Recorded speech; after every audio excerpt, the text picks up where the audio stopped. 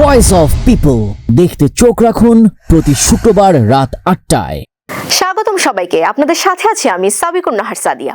রাজনীতি আর রাজনেতা যেন একই সুতোয় বোনা বেলি ফুলের মালা। কারো ফুলে ফুলে সুবাস ছড়ালেও দুর্গন্ধটা পর্দার আড়ালের অন্ধকারে মিলিয়ে যায়। আসছে জাতীয় নির্বাচনের দিকে নজর 17 কোটি বাংলাদেশির। ভোটের মাঠে জনতার নজর কাটতে প্রার্থীদের মাঝে শুরু হয় টান টান উত্তেজনা। যদি সুষ্ঠু নির্বাচন হয় আপনি কাকে ভোট দিবেন? সুষ্ঠু নির্বাচন হলে আমি আমার ভোটটা নষ্ট করব না। এখন আমি মনে করি জাতীয়তাবাদী দল বিএনপি এখন একটা ভালো পর্যায়ে আছে এবং আমি বিগত বেশ কিছুদিন থেকে বিএনপির ভারপ্রাপ্ত চেয়ারম্যান তারেক রহমানের বক্তব্য শুনছি। আমি পুরোপুরি বক্তব্য তার শুনি প্রথম থেকে শেষ পর্যন্ত।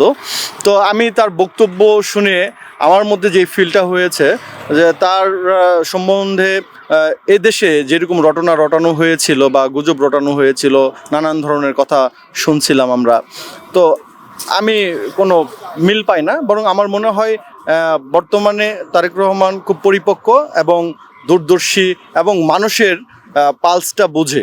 আওয়ামী লীগের দোসর যারা, তারাই এখন বিএনপির সাথে অংশগ্রহণ করছে।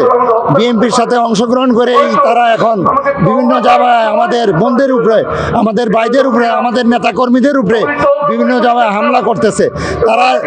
তারা জামাত ইসলামের অগ্রগতি এবং দাঁড়িপাল্লার অগ্রগতি দেখে দাঁড়িপাল্লার বিজয় তারা ঠেকানোর জন্য তারা বিভিন্ন জায়গায় আমাদের বন্ধের উপরে আক্রমণ করতেছে, আমাদের নেতাকর্মীদের মধ্যে আক্রমণ করতেছে। আমরা একটা ইসলামী দল, আমরা চাই যে মানুষগুলো কিভাবে ভালো থাকতে পারে, ভালো খাইতে পারে। যেভাবে এইখানে যে আমাদের পরিবেশ, যদি আমরা ক্ষমতায় আসি ইনশাল্লাহ সারা বাংলাদেশ এই পরিবেশেই থাকবে।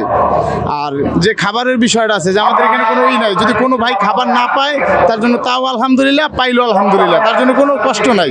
আর এখানে আমাদের নিজের টাকায় আমরা এই সংগঠনটা চালাই, সংগঠনের দিয়ে আমাদের কোনো টাকা দেয় না, আমাদের পকেটের টাকা। তাই ইসলামে আমাদের টাকা দিয়ে আমরা চলতে চাই। সুষ্ঠু নির্বাচন হলে আপনি কাকে ভোট দিতেন? আমি তো বিএনপিকে দিব, বিকজ এই যে আগেও দেখছি যে বিএনপির যে একটা এই জিয়া রহমানকেও দেখছি। আমি তখন ক্লাস 5-এ পড়ি, আমি জিয়া রহমানের সাথে হাত মিলাইছি, সেই মানুষ আমি। হ্যাঁ, তো আমি ক্লাস 5-এ তখন পড়ি, সেই থেকে একটা আমার বিএনপির প্রতি একটা টান আছে।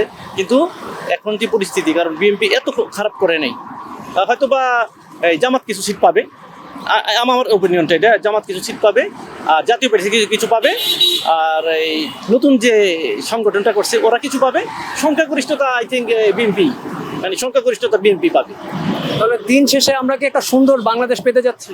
এটা হয়তো যদি বিএনপি আসে এবং এই গত যে আওয়ামী লীগ সরকার যে এই ক্ষতিটা করছে কিংবা যে এই মানে এটা পর্যায় করছে, ওইভাবে না করলে যদি সুন্দর মানে নিজেদের এই করে যে না, নিজের স্বার্থ না দেখে, তাহলে আশা করি ভালো হবে, আস্তে আস্তে অগ্রসর হবে। বাংলাদেশের সকল সাংবিধানিক প্রতিষ্ঠান স্বাধীনভাবে যেন এই মুহূর্তে সম্পূর্ণভাবে নির্বাচন কমিশনের আন্ডারে চলে আসে। পুলিশ সহ সেনাবাহিনী যা আছে, অর্থাৎ নির্বাচন পরিচালনা করার যত আনুষঙ্গিক প্রতিষ্ঠান আছে, নির্বাচন কমিশন ঘোষণা করতে হবে যারা শক্তভাবে এই নির্বাচন পরিচালনা করতে পারে। কোনো দলের চাপে কোনো মুহূর্তে তারা এই সিদ্ধান্ত চেঞ্জ করতে পারবে না। নির্বাচন শুরুর আগ মুহূর্তে জনপ্রতিনিধিরা নানান রকমের প্রতিশ্রুতির কথা বলে নিজের বিজয় নিশ্চিত করার জন্য নানান আশা প্রত্যাশার কথা রাজনেতাদের মুখে শোনা গেলেও জনতা এতে কতটা ভরসা রাখে?